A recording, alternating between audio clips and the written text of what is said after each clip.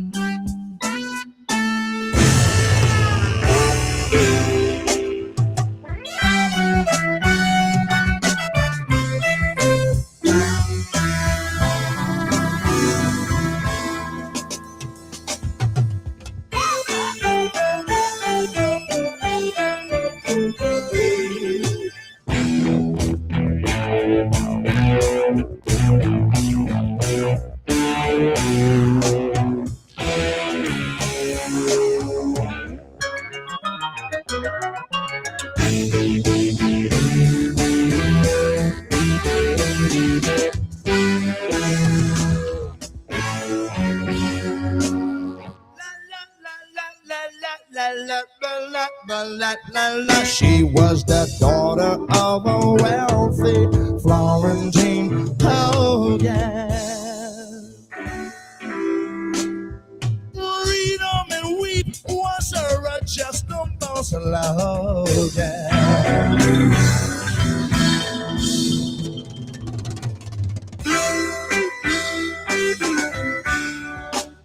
She was a debutante, Daisy with a color note organ. Deep in the street, she drove a 59 Morgan.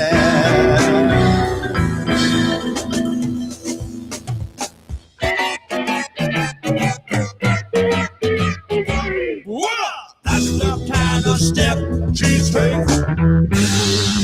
With her hot ways, hot ways. That's the kind of sound she makes. With her crab cakes.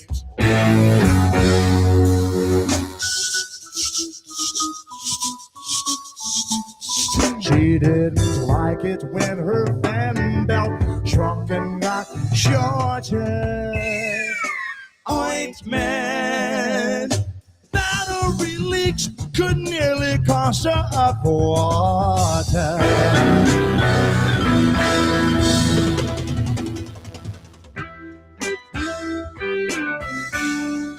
She didn't want to go home and watch the Presto go mortal.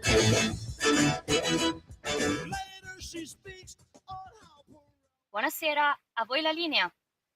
Buonasera a te Natalia, buonasera, buon pomeriggio, come facciamo a dire buonasera a quest'ora così, con questo caldo, questo sole, così quasi fastidioso, devo dire, in queste giornate così calde. Questo era Florentine Pogan, uno dei pezzoni di Frank dall'album One Size Fits All, che non mi ricordo l'anno, però questo era un 1974, un caldo agosto del 1974, perché come avete sentito era un live. Io sono Lorenzo Viviani, questo è Chilometro Zoom, dall'altra parte dell'etere ad attendere in agguato come un giaguaro, più che un giaguaro, no, un giaguaro non ti vedo tanto come giaguaro, devo dire la verità. Poi mi direi che mammifero, predatore, carnivoro potresti essere, c'è lui, il famigerato, il pluridecorato, no, pluridecorato no, che aggettivo, che cosa trovare? Il fantasmagorico, mi piace, questo non trovo. Il fantasmagorico e sagace, che mi dà questo gusto retro, Antonino Danna. Allora, signora Fagnani, gli volevo rispondere, dunque, a belva che me sento io, è il pinguino imperatore, perché il pinguino sì, è il pinguino imperatore, perché il pinguino imperatore è quello che più si adatta alla mia personalità. Poi io devo dire la verità, Quando ho cominciato a fare teatro c'era Streller, e Streller era un uomo che mi guardava con gli occhi lucidi, signora Fagnani, per cui scusate, ero su un altro canale, amiche e amici miei, ma non dell'avventura, buonasera. Per la second'ultima volta in questa edizione di Chilometro Zoom siete sulle magiche onde di Radio Libertà. Io sono Antonino Danna e questa è la puntata numero 1236 di oggi, venerdì 17 luglio del 2026. Cominciamo la nostra trasmissione. Vi ricordo, date il sangue, in ospedale serve sempre, salverete vite umane. Chi salva una vita umana salva il mondo intero. Secondo appello, radiolibertà.net. Fesso chi non lo legge, perché vi perdete un bellissimo giornale online dove ci sono i Liberamente del direttore responsabile Giovanni Sallusti, gli Autodafè di Giulio Cainarca, la rassegna stampa di Semivarin, videopillole e molto altro ancora. Ricordate, radiolibertà.net is the place to be. 340 670 9659.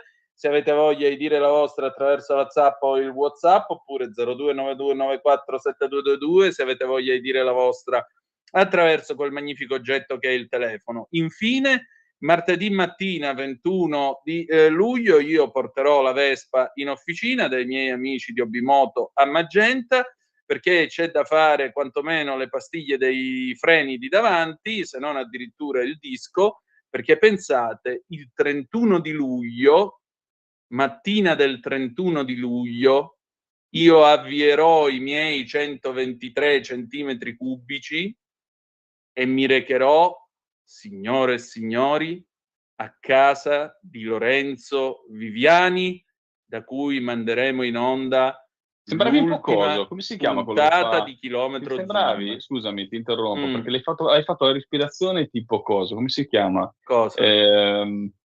Dai, adesso io sono... Come faccio a essere così suonato che non mi ricordo mai i nomi? È un mio problema. Il collega di Radio Libertà che fa la trasmissione sull'America, come si chiama più? Ah, Matteo Desio. Ecco, hai fatto la pausa, hai fatto Nicolè, e cosa? Andremo, e cosa? Da casa di Lorenzo Viviani, perché Trump...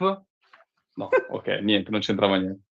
Dopodiché ucciderò Dopodiché? Lorenzo Viviani in diretta e diverrò zar di tutte le Russie. Prenderò la Kamchatka con un carro armatino. Poverino, salutiamolo, che li vogliamo bene. Sì, ciao, grandissimo, grandissimi. grandissimo Matteo Desio, grandissimo anche lui. Che ignobile farsa. Buonasera intanto Natalia, buon lavoro pure a te che sei figlia di Dio pure tu. Io veramente mi metto nei panni di sta ragazza, questa seria professionista che il destino una carriera cinico e baro poteva nei suoi decollare. confronti è stato cinico e baro, voglio dire, una dignitosa carriera per poi venire a dare voce a due svaporati come noi. Vabbè, Natalia, porta pazienza. Allora, che dire di più, bella gente? Dicevo, ci sarà questo RL Raid. Ebbene sì, ricorderete tutti che 6 anni fa... Quanti chilometri hai fatto con quella Vespa lì? Allora, giorno 25 mi fa 12 anni, compie 12 anni, al momento sono 41.000 e quasi 500 chilometri. Vorrei ricordare che quando abbiamo chiuso la prima edizione di Zoom l'abbiamo chiusa dal Savonarola, io sono sceso con la Vespa a Genova, ho fatto la nottata di pesca con il comandante Slao Viviani sul Savonarola e l'indomani abbiamo condotto dalla poppa del Savonarola l'ultima puntata. Questa volta io scenderò di nuovo e stavolta vedremo da dove andremo in onda a chiudere questa puntata che sarà la numero 1246, signore e signori, per cui questo è il punto. Che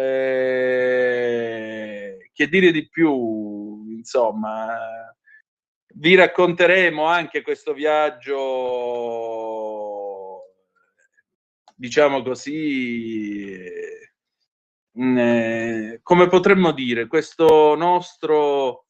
com'è il libro? On the Road, sì, come Kerouac, On the Road. Certo, Busalla al posto di Milwaukee, non so, o la strada statale 254 al posto della Route 66, non so come suonino, però anche noi abbiamo il nostro speciale on the road e ve lo racconteremo strada facendo. Lui è convinto che la Vespa tirerà le cuoia prima del Bracco. Io sono convinto che riuscirò a domare il passo del Bracco con appena 7 cavalli.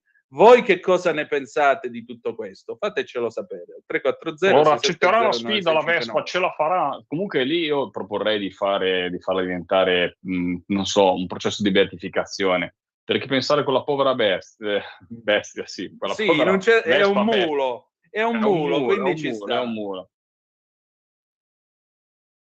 Devi assolvere questo compito, devi riportarci alla normalità e diciamo, allo scopo istitutivo di questa trasmissione, che è parlare di agricoltura e di non fare cazzeggio come stiamo facendo io e Antonino. Quindi ti prego, per favore, per cortesia, di chiamare l'ospite, perché dobbiamo addentrarci nei meandri del mondo agricolo.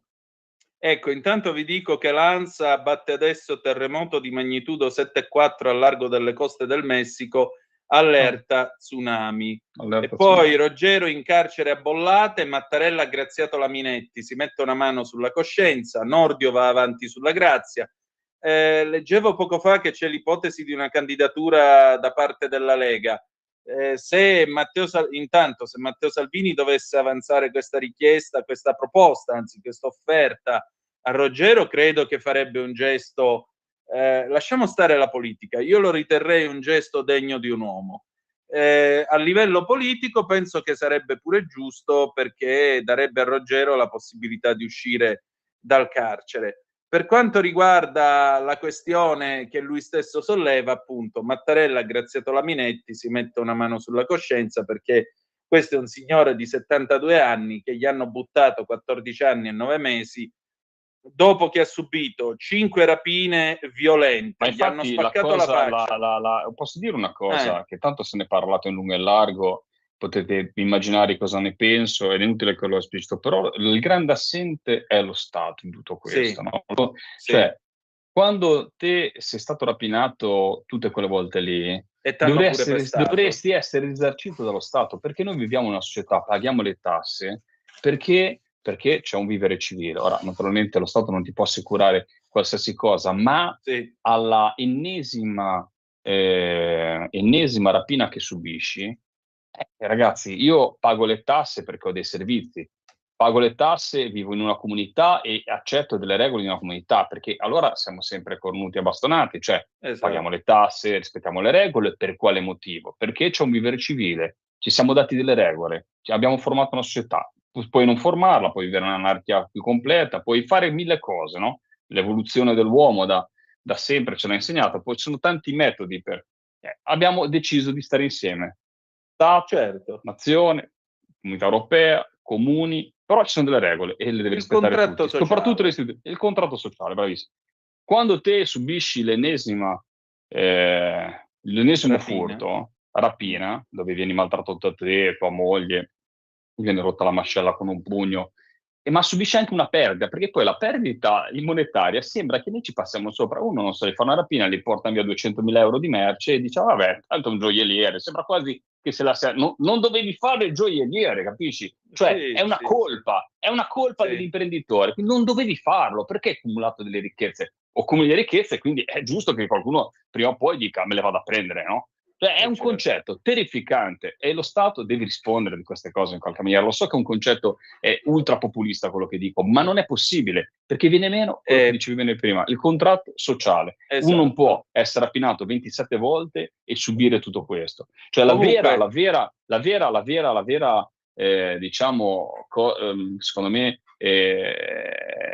il vero dato significativo in questo caso è la serie di rapine che ha subito quest'uomo e l'assenza dall'altra parte, il fatto che questo continuava a subire le rapine, cioè questa è la cosa terrificante, che non può esistere. Quindi la vera colpa in tutto questo è la mancanza, ci deve essere qualcuno che fermava, ci deve essere qualcuno che garantisce la sicurezza, e anche il fatto che non venga garantita la sicurezza stimola una persona, perché se ci fosse uno Stato che dà una pronta risposta, uno non pensa sicuramente, o comunque penserebbe sicuramente meno a difendersi da solo.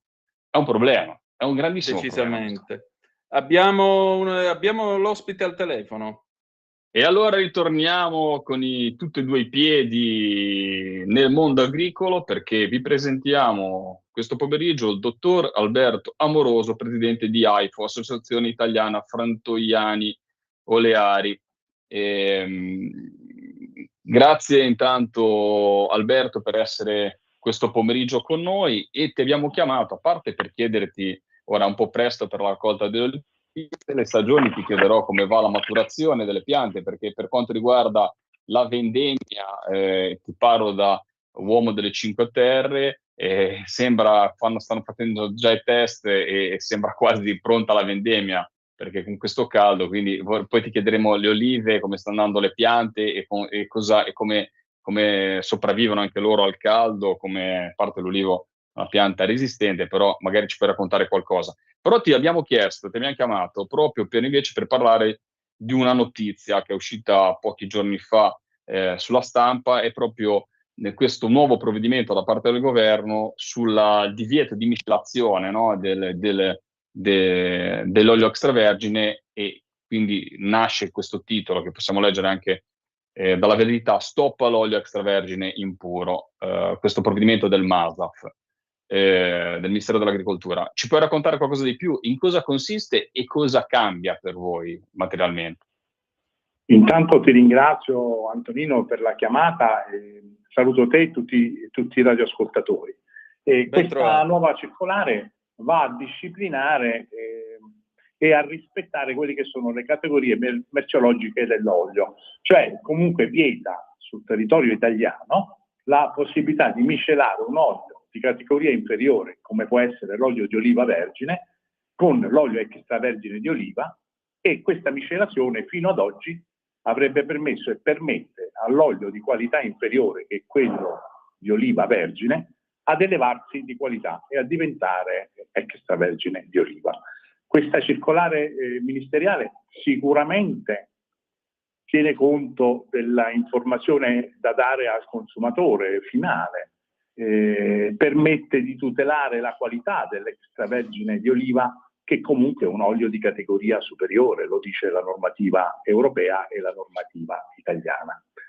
Di fatto però evita che questa cosa venga fatta in Italia, ma non siamo sicuri che venga vietata, o che è vietata, e di fatto non lo è, per il resto della comunità europea. Quindi ben venga per la qualità e per la garanzia delle produzioni italiane, però di fatto mette le produzioni italiane, che fino ad oggi in alcuni casi hanno usato questa pratica, che per noi come associazione non è una pratica perfetta, non è una pratica ideale, perché noi siamo sempre per la valorizzazione dell'olio extravergine di oliva di qualità. I signori non continuino ancora ad entrare in Italia, ancora di più probabilmente, ed è una riflessione da fare su questo argomento. È una riflessione da fare su questo argomento, a mio avviso.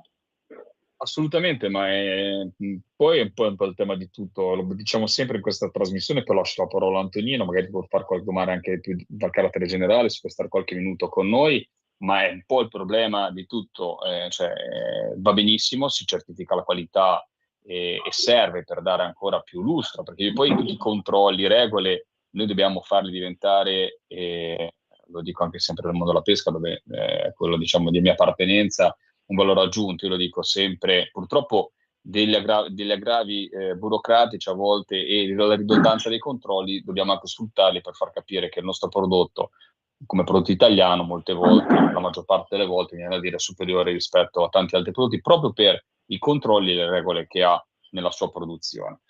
Però è un po' diciamo, soprattutto per le percentuali, per l'olio che arriva ormai dall'estero, per i grossi quantitativi che vengono fatti. E avevamo anche, non so se ne vogliamo parlare oggi, ma avevamo anche parlato su queste frequenze dello scandalo che c'era stato proprio qualche mese fa ormai, ricordami Antonino, Tunisia, comunque i paesi del Maghreb e la Spagna, no? E quindi tutto il tema dell'olio che passava da una parte all'altra, insomma ce ne sono di cose che possiamo raccontare, quindi ormai le percentuali, noi facciamo le qualità, ma diciamo che i paesi produttori stanno crescendo, la Spagna ci ha surclassato in quantitativi, quindi giustamente sarebbe almeno anche solamente nei paesi della Comunità Europea sarebbe giusto armonizzare tutta la normativa e far sì che sia abbracciata da tutti i paesi UE, e viene anche da dire extra UE, dato che c'è anche un organismo di controllo dell'olio a livello internazionale. Antonino. Io volevo chiedere una cosa, intanto come sta andando con questo caldo afoso? Poi l'annata è di carica o di scarica? Quindi cosa vi attendete? Molto lavoro per i frantoi oppure no? Ma mi permetto di risponderti, Antonino. Sei Lorenzo o Antonino? Scusami perché io sono Antonino, Lorenzo, quello prima era Lorenzo. Okay. Bene, Antonino, scusami, grazie di questa specifica. Allora, per quanto riguarda l'annata, senza dubbio questo gran caldo per alcuni versi ci agevola, perché l'olivo è una pianta resistente e quant'altro. Con questo gran caldo si riduce la possibilità degli assasti, si riducono i problemi fitosanitari. Ci sono delle annate molto umide dove la mosca olearia la fa da padrona su una olivicoltura poco curata dal punto di vista della tutela fitosanitaria. Quando invece poi ci sono annate così calde e così secche e così asciutte, la lotta fitosanitaria viene un po' meno, perché la mosca olearia prolifera in maniera quasi per niente e quasi assente a causa delle alte temperature. Senza dubbio gli ulivi per natura crescono anche nel deserto, no? Noi abbiamo certezza che questa pianta non ha bisogno di vivere come in una risaia, insomma. Certo. Quindi se venisse un po' d'acqua gli farebbe comodo. Ripeto, queste temperature ci aiutano dal punto di vista dei problemi fitosanitari.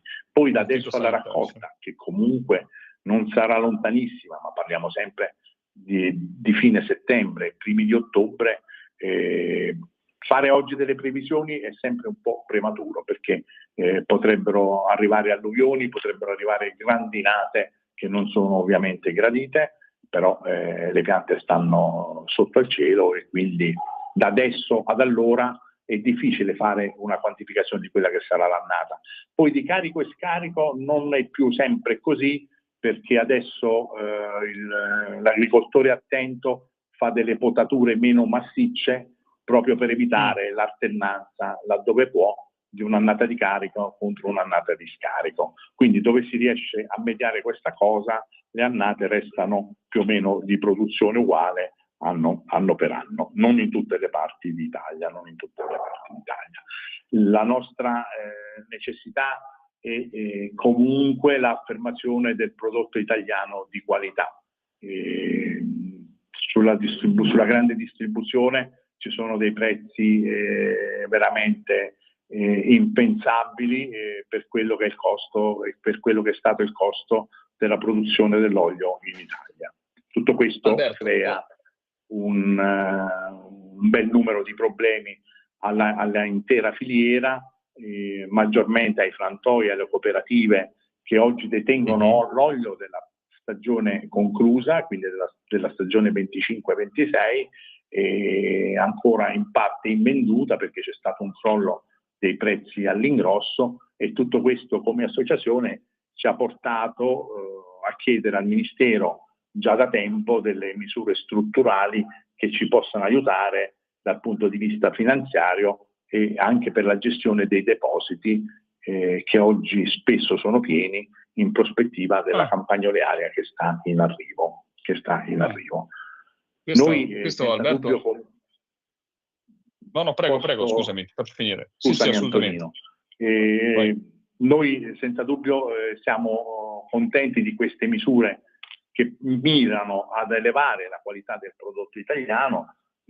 Noi in Italia abbiamo le categorie, l'olio 100% italiano, le DOP, l'IGP e i biologici, che nel rispetto della normativa e della legislazione in vigore ce ne facciamo vanto di avere veramente delle eccellenze e delle qualità da poter spendere a favore del consumatore, da poter portare sulle tavole dei consumatori.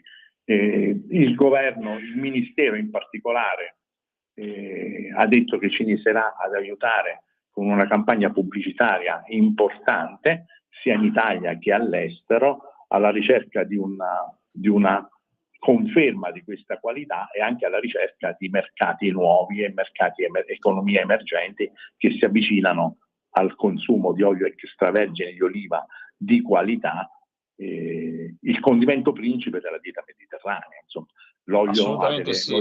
Facciamo anche un appello a Alberto, proprio perché molte volte sul vino non si guarda, è una cosa, un paradosso. Non so con chi ne parlavamo in passato proprio su queste frequenze, in cui il vino, ne parliamo tante volte di vino, però c'è questa cosa del vino, no? La bottiglia di vino a volte non hai problemi se vai in un'oteca, se fai una serata particolare, a prenderla e a spendere qualche soldi, qualche diciamo, come diciamo noi, qualche palanca in più, no? Spendi quei 2-3 euro in più, 4-5 euro senza pensieri, perché dici il vino, le guardi l'etichetta, c'è una storia e te lo bevi volentieri a tavola e anche al ristorante. Sì. Poi a volte su una bottiglia d'olio che ti dura molto di più e ci condisci, ci mangi e ti cambia un piatto, un olio buono, no? Ti fa vedere, non passa ancora quella cosa e quindi si va magari ancora a lesinare, a fare dei ragionamenti. Poi naturalmente c'è l'economia familiare, tante famiglie sono in difficoltà e lasciamo perdere, però è molto più facile spendere quei 3-4 euro in più su una bottiglia di vino forse che rispetto a, eppure si è fatto tantissimo sull'olio, perché penso solamente al fatto che si degusti. Io sono un cattivissimo degustatore, ho provato una volta, ho tossito per mezz'ora, perché con queste sorte di respirazioni che si fanno per sentire l'olio non ce la faccio proprio, devo ancora imparare. Però detto questo, che cammino si può fare nella valorizzazione? Ma 30 secondi, perché poi dobbiamo salutare che andiamo in pubblicità. Sì, proprio 30 secondi. Bisogna stare attenti agli oli di basso prezzo, come tutte le cose di basso prezzo. Basterebbe, la degustazione è semplice, aprirlo e cercare di odorare se vengono degli odori o se vengono dei cattivi odori. Gli oli extravergini italiani di qualità tirano fuori dei profumi dalle bottiglie o dalle confezioni. Questi da battaglia invece già no. E questa già è la prima chance che abbiamo per distinguere un olio di qualità da un olio di una qualità inferiore. Il prezzo sicuramente ci aiuta.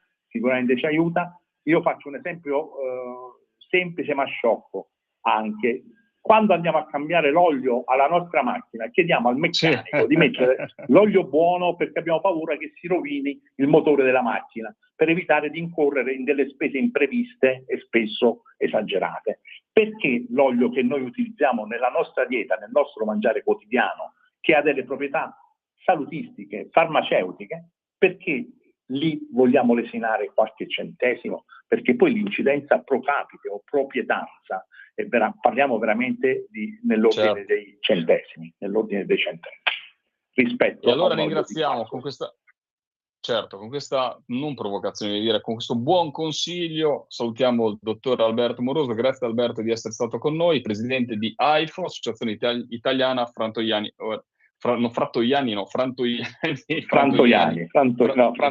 Oleari. Io ringrazio ciao, grazie Antonino, grazie della possibilità che ci avete dato e un saluto agli ascoltatori. Prego, alla prossima, grazie. E allora Antonino, sono le 18:00, precisi, spaccati, ma come siamo puntuali?